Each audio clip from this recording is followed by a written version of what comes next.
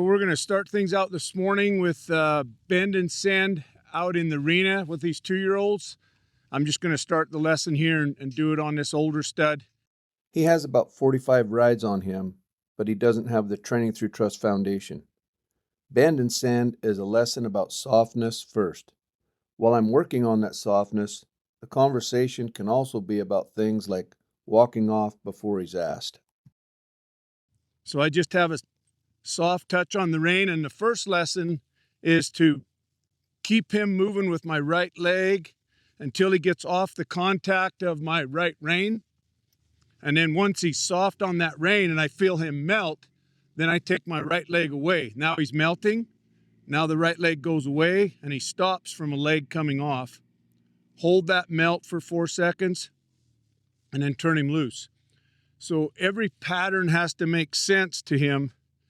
So that's what this bend and send is. Now he walks off, so I put my leg on him first and speed him up a little bit.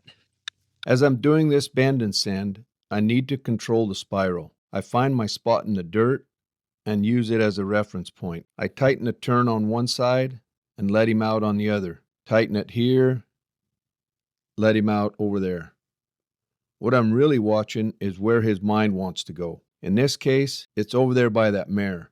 We've been dealing with her all week, and he knows exactly where she is. If a horse is allowed to spiral towards what he wants, he's still making the decisions. The moment I can influence the spiral, I can influence the mind.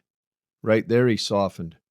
As soon as he felt I had control of his feet, his direction, and the shape of the circle, he started to give. That's when I take my leg away and let him stop. As long as he stays off the contact and doesn't pull on me, I'll let him rest right there. At this point, I'm not worried about perfect head position. I just need the lesson to make sense. Softness first, then precision. Then I repeat the same lesson on the left side before switching back to the right rein for the next lesson. The lesson is still bend and send, but now the conversation has changed. Instead of teaching softness, I'm teaching him to stay on a straight line underneath my hand. He still has to stay soft on the rein first. That's always the first lesson. Then when I drop the rein, I want him to follow a feel in a straight line and stay underneath my hand. I simply point my hand at a target and make that target very clear. Every time he drifts off direction, I redirect him through a circle and give him another opportunity to find the right answer. There, he found the answer for a short distance, but when I opened my hand to send him down the fence, he didn't take it. So I redirect him and give him another chance. Pretty soon he starts following the fence nicely. Now he has to stay within about 3 or 4 feet of my target at the far end of the arena. Once he's doing that consistently, I have another opportunity to teach. The corner becomes the lesson. Instead of opening my hand and letting him turn, I simply point my hand deep into the corner and teach him not to make the turn until I ask for it. If my hand doesn't turn, he shouldn't turn. That adds another level of obedience because he learns to stay underneath my hand regardless of the obstacle in front of him. He's no longer following the fence, he's following the feel. The beauty of all of these bend and send lessons is they're choice-based and done on a loose rein. The horse always has an opportunity to make a decision. When he makes the wrong decision, I simply redirect him and give him another chance. When he finds the right answer, he finds peace.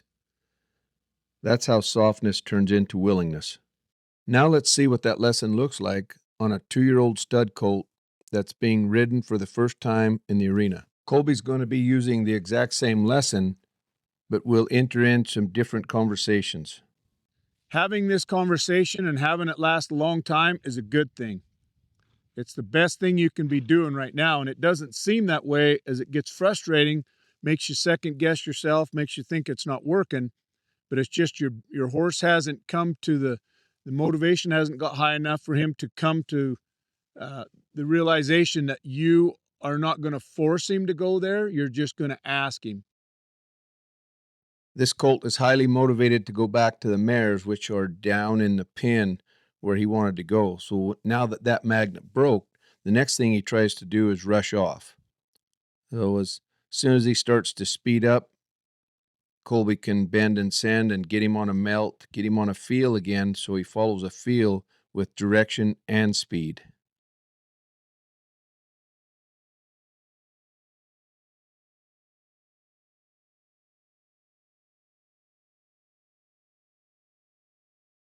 There's a reason he's trying to go left or right. It's always a buddy, a mare, home, or whatever it is.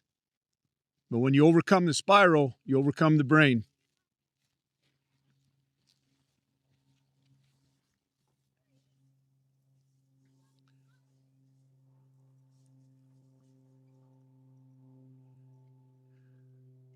Yeah.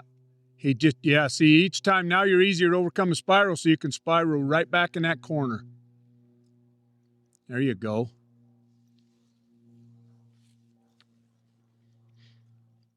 Good job.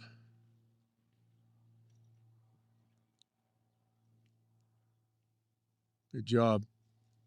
Colby's doing a really good job of using restraint pressure when he needs to.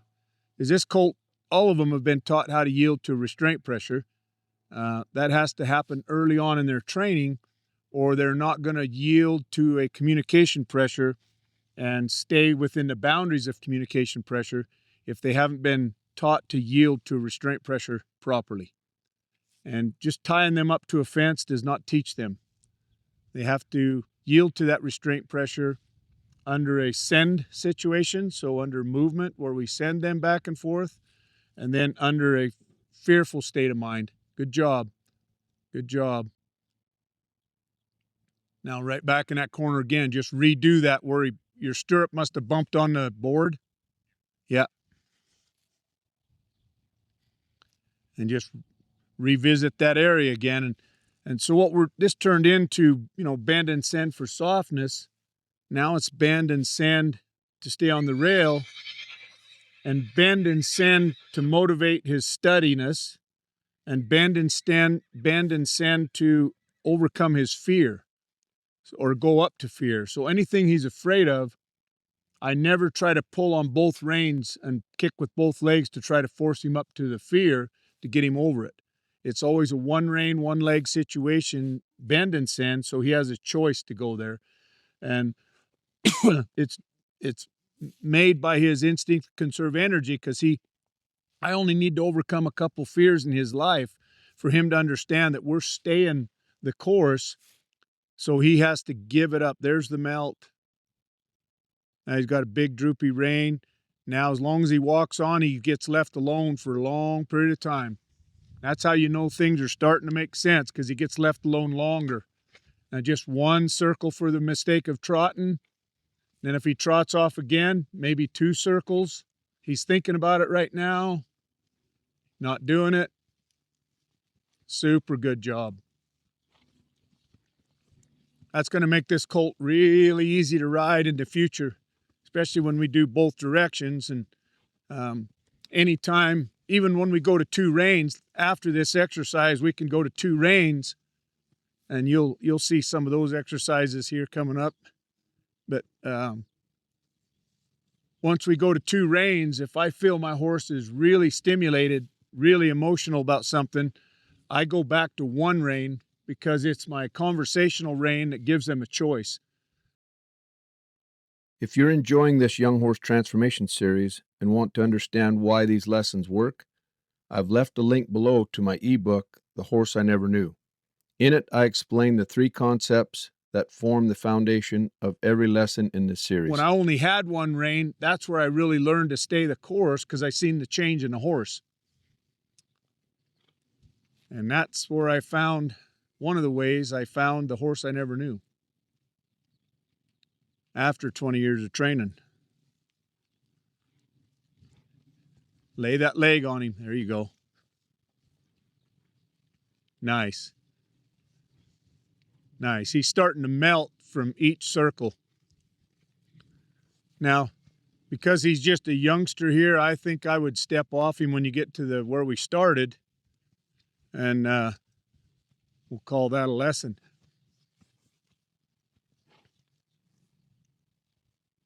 Very nice. You can quit him right there. Join us next week as we further our choice-based control in this young horse transformation series.